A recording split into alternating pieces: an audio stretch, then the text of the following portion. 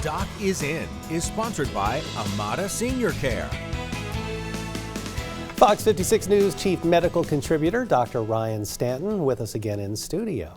This morning, he's focusing now on how some simple lifestyle changes can help our long-term health and avoid cancer. Now, a lot of people ask, what are the real differences you can make? And interestingly, a new study came out with regard to cancer, and you can have a significant impact, in fact, cutting it by 40% in terms of number of cases and 50% of the deaths associated with it. So let's dive into those modifiable risk factors. These are the things that you can do to significantly decrease that cancer risk. Again, 40% of cases, 50% of deaths. First and foremost, right here, smoking. Decreasing that smoking risk. Smoking will decrease 20% of the cancer diagnoses and 30% of the cancer deaths. This is hands down the most impactful lifestyle change to decrease the risk of cancer, many types of cancer. Excess body weight or obesity, a problem that is going on throughout our country and throughout the world, will significantly decrease as well. Alcohol consumption. This is one that significantly increases the risks of a lot of the GI cancers.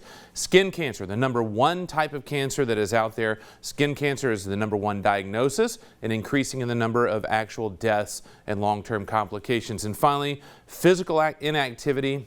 Get up off that couch. The couch potato side of things is one of those that's leading to cancer risks as well. So nothing really earth-shattering in terms of these modifiable risk factors, but at the same time, these are things that each person can do. And so even having some impact, changing some of these, you don't have to take the entire list of 5 and wipe them all out right now and live your life, but at least cutting them back, making some changes, incremental steps can significantly impact that cancer risk. Because I feel like I've seen more cancer, especially post-COVID, than I ever did before. These advanced cancers that we're seeing in the emergency department, and we hate to see it. It's a terrible way to go. It's a terrible, difficult treatment pattern. So those little things maybe prevent it, especially when you have kids right there teaching them about the safety of the sun, activity, diet, those types of things.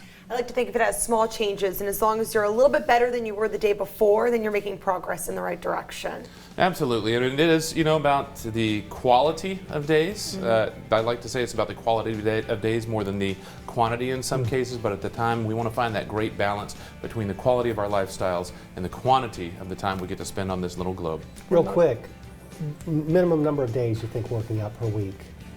Well, the best is going to be at least 3 to 4, but it doesn't have to be huge. I mean, we've talked about this segment before, about 4,000 steps per day. So just taking a lap around the building or around your neighborhood, a mile or 2 per day makes a huge difference. So it's not that you need to hit up the gym or, hit up whatever competition or a 10K. It really is about just doing those little incremental steps, and sometimes it's literal incremental steps.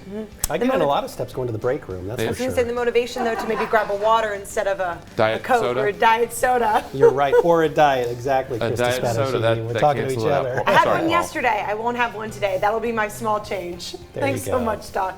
I'll be right back after the break. Download the Fox 56 Weather Authority app today.